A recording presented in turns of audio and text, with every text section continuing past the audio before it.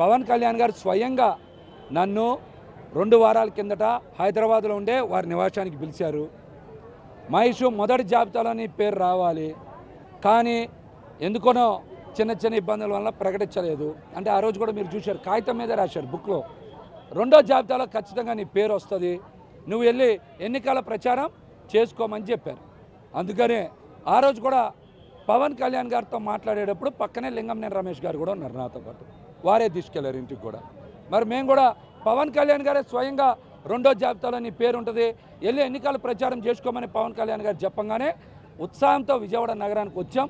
వచ్చిన మరుసటి రోజే మనం చలో తాడేపల్లి గూడెనికి పెద్ద ఎత్తున ఇక్కడి నుంచి వెళ్ళాం.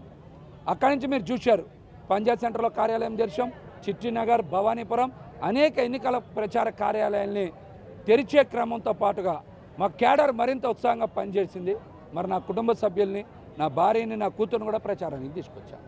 మరి ఎందుకు ఈ రోజున పొత్తులో బీజేపీకి ఇస్తా ఉన్నారో చెప్పాలి. భారతీయ జనతా పార్టీ, తెలుగుదేశం పార్టీ ఇక్కడ 20 సంవత్సరాల నుంచి గెలవాలా, ఈ స్థానం మాకొద్దని నేను వారు బహిరంగంగా లేఖ రాశారు. వారు బహిరంగంగా లేఖ రాశారు. అయినా కూడా బీజేపీకి ఇస్తానడంలో అర్థం ఏమనుందా? ఎవరి కోసం త్యాగం, ఎందుకోసం త్యాగం, ఎందుకోసం ఈ సీటుని వారికి ఇవ్వాలనే ప్రతిపాదనకి పార్టీ వర్గాలు కూడా మౌనంగా ఉన్నాయి ఎందుకునేది పవన్ కళ్యాణ్ గారే సమాధానం చెప్పాలి, లేదా పార్టీ రాష్ట్ర కార్యవర్గం సమాధానం చెప్పాలి. ఎందుకు? మేము ఇక్కడ పశ్చిమ నియోజకవర్గంలో బలంగా మేము మా నాయకులు ఉండబట్టే కదా వైసీపీ మరి మంత్రిగా పనిచేసినటువంటి వ్యక్తిని కూడా వేరే నియోజకవర్గానికి పంపించారు. సెంట్రల్ ఆంధ్రాలో కూడా తీసుకోండి, పశ్చిమ నియోజకవర్గమే బలమైనటువంటి స్థానం. విజయవాడ నగరంలో అన్ని పోరాటాలు చేశాం, పవన్ కళ్యాణ్ గారి స్ఫూర్తి తీసుకున్నాం. జనసేన పార్టీ జెండా పట్టుకుంటే మా గుండెల నిండా ధైర్యం వచ్చింది, వైసీపీ లాంటి పార్టీని ఎదిరించాం. మరి ఈ రోజున ఇటువంటి బలమైన స్థానాన్ని బీజేపీ వద్దనుకుంటున్నా. ఏం చేయబోతా ఉన్నారు? ఇండిపెండెంట్గా ఏమైనా పోటీ చేస్తారా?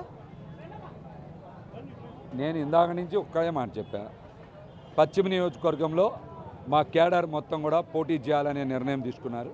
విజయవాడ నగరంలో ఉండేటువంటి నాయకత్వం కూడా ఖచ్చితంగా మహేష్ గారు మనం పోటీ చేయాలి, లేకపోతే పార్టీ భవిష్యత్తుతో పాటు మా అందరి మనుగడ కూడా దెబ్బతింటుంది రాజకీయాల్లో, కాబట్టి ఖచ్చితంగా మీరు పోటీ చేయాలని పార్టీ కేడర్ మొత్తం కూడా సూచన చేసింది.